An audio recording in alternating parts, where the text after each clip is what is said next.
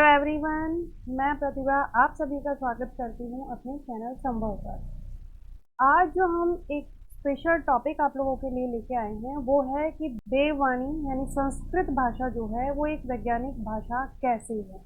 आज हम यही जानने की कोशिश करेंगे कि वैज्ञानिक भाषा हम इसे कैसे कह सकते हैं। तो संस्कृत जो है वो इंडो यूरोपियन लैंग्वेज की सबसे प्राचीन भाषा है और सबसे वैज्ञानिक भाषा भी है। इसकी सकारात्मक तरंगों के कारण ही ज़्यादातर श्लोक हमें संस्कृत में मिलते हैं। भारत में संस्कृत से लोगों का जुड़ाव खत्म हो रहा है, लेकिन विदेशों में इसके प्रति रुझान बढ़ता जा रहा है। सूर्य के एक ओर से 9 रश्मियां निकलती हैं और सूर्य के चारों ओर से 9 भिन्न भिन्न रश्मियों के निकलने से कुल निकली 36 रश्मियों की ध्वनियों पर संस्कृत के 36 स्वर बने हैं और इन 36 रश्मियों के पृथ्वी के 8 वसुओं से टकराने से 72 प्रकार की ध्वनि उत्पन्न होती है, जिनसे संस्कृत के 72 व्यंजन बने हैं। इस प्रकार ब्रह्मांड से निकलने वाली कुल 108 ध्वनियों पर संस्कृत की वर्णमाला आधारित है। ब्रह्मांड की इन ध्वनियों के रहस्य का ज्ञान हमें वेदों से मिलता है। अगर बात करें तो आज दुनिया भर में लगभग 69,000 यानी 69,000 भाषाओं का प्रयोग किया जाता है। लेकिन क्या आपने सोचा है कि इन भाषाओं की जननी कौन है? नहीं, कोई बात नहीं, आज हम इसी बारे में बात करने जा रहे हैं। अगर बात करें संस्कृत भाषा के महत्व की, तो संस्कृत भाषा का महत्व इतना है कि एक वीडियो में हम उसको एक्सप्लेन नहीं कर सकते हैं, लेकिन फिर भी जो उसके मुख्य मुख्य बिंदु हैं वो मैं आप लोगों को शेयर करने जा रही हूँ।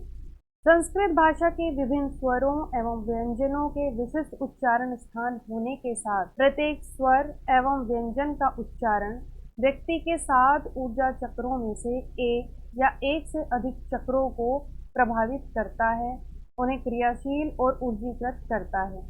फॉर एग्जाम्पल, मूलाधार चक्र स्वर अ एवं क वर्ग का उच्चारण मूलाधार चक्र पर प्रभाव डालकर उसे क्रियाशील एवं सक्रिय करता है। स्वर इ का च वर्ग का उच्चारण स्वादिष्ठान चक्र को ऊर्जीकृत करता है। स्वर ऋ तथा ट वर्ग का उच्चारण मणिपूरक चक्र को सक्रिय एवं ऊर्जीकृत करता है। स्वर ल्र तथा त वर्ग का उच्चारण अनाहत चक्र को प्रभावित करके उसे ऊर्जीकृत एवं सक्रिय करता है। वहीं स्वर उ तथा प वर्ग का उच्चारण विशुद्धि चक्र को प्रभावित करके उसे सक्रिय करता है। ईषत् स्पष्ट वर्ग का उच्चारण मुख्य रूप से आज्ञा चक्र एवं अन्य चक्रों को सक्रियता प्रदान करता है। वहीं ईषत् विव्रत वर्ग का उच्चारण मुख्य रूप से सहस्त्रधार चक्र एवं अन्य चक्रों को सक्रिय करता है। ये चक्र क्या हैं? अगर इनके बारे में आप जानना चाहते हैं तो आप हमें कमेंट करके बताइएगा। इसके लिए हम आपके लिए अलग से एक वीडियो लेके आएंगे। तो इस प्रकार देवनागरी लिपि के प्रत्येक स्वर एवं व्यंजन का उच्चारण व्यक्ति के किसी न किसी ऊर्जा चक्र को सक्रिय करके व्यक्ति की चेतना के स्तर में अभिवृद्धि करता है। इसका एक छोटा सा उदाहरण मैं आप लोगों को बताऊंगी। उसमें क्या है कि जैसे हम राम बोलते हैं तो राम का जब उच्चारण किया जाता है तो हमारा अनाहत चक्र, जिसे हृदय चक्र भी कहते हैं, वो सक्रिय होकर ऊर्जीकृत होता है। अगर हम कृष्ण बोलते हैं तो कृष्ण का उच्चारण मणिपूरक चक्र यानी नाभि चक्र को सक्रिय करता है।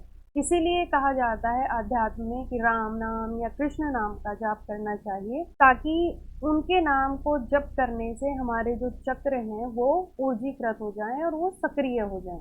वहीं संस्कृत भाषा में क्या है? संस्कृत भाषा में औषधीय तत्व हैं। तो जो संस्कृत भाषा है वो विश्व की तमाम भाषाओं से संस्कृत भाषा का अगर हम तुलनात्मक अध्ययन करते हैं तो हमें स्पष्ट हो जाता है कि 4 महत्वपूर्ण विशेषताएं हैं, जिनमें 2 सबसे मेन हैं। वो हैं अनुस्वार यानी अंग और विसर्ग यानी अह। संस्कृत भाषा की सबसे महत्वपूर्ण और लाभदायक व्यवस्था है अनुस्वार और विसर्ग। अगर हम पुल्लिंग के अधिकांश शब्द देखें तो उसमें विसर्ग का प्रयोग किया जाता है, जैसे राम, बालक, हरि, भानु आदि। वहीं अगर हम नपुंसक लिंग के अधिकांश शब्द देखते हैं तो उसमें अनुस्वार का प्रयोग ज़्यादा किया जाता है, जैसे जलम, वनम, फलम, पुष्पम। इस तरीके से उसमें अनुस्वार का प्रयोग किया जाता है। अब बात आती है कि इसके फायदे क्या हैं। तो विसर्ग का उच्चारण और कपालभाति प्राणायाम दोनों में श्वास को बाहर फेंका जाता है, अर्थात जितनी बार विसर्ग का उच्चारण करेंगे उतनी बार कपालभाति प्राणायाम अनायास ही हो जाएगा। जो लाभ कपालभाति प्राणायाम से होते हैं वे केवल संस्कृत के विसर्ग उच्चारण से हमें प्राप्त हो जाते हैं। इसी प्रकार से अनुस्वार का उच्चारण भ्रामरी प्राणायाम एक ही क्रिया है। भ्रामरी प्राणायाम में श्वास को नासिका के द्वारा छोड़ते हुए यानी अपनी नाक से छोड़ते हुए भंवरे की तरह गुंजन करना होता है, और अनुस्वार के उच्चारण में भी सेम यही क्रिया दोहराई जाती है। तो इसीलिए कहा जाता है कि संस्कृत बोलना अर्थात चलते फिरते योग साधना करना होता है, और यही इसके औषधीय तत्व कहलाए जाते हैं। इसके अलावा संस्कृत में वस्तुओं के नाम उनका गुण आदि प्रकट करते हैं। फॉर एग्जाम्पल मैं भी आपके सामने एक शब्द लेके आई हूँ, जैसे हृदय। तो हृदय को इंग्लिश में क्या बोलते हैं हम? हार्ट। अंग्रेजी वाला शब्द इसके लक्षण प्रकट नहीं कर रहा है, लेकिन संस्कृत शब्द इसके लक्षण को प्रकट करके इसे परिभाषित भी करता है। बृहदारण्यक उपनिषद में हृदय शब्द को परिभाषित किया गया है। कैसे? तदेतत् तर्यक्षर हृदयमिति हृय इत्येकमक्षरमभिहरित द इत्येकमक्षर ददाति य इत्येकमक्षरमिति।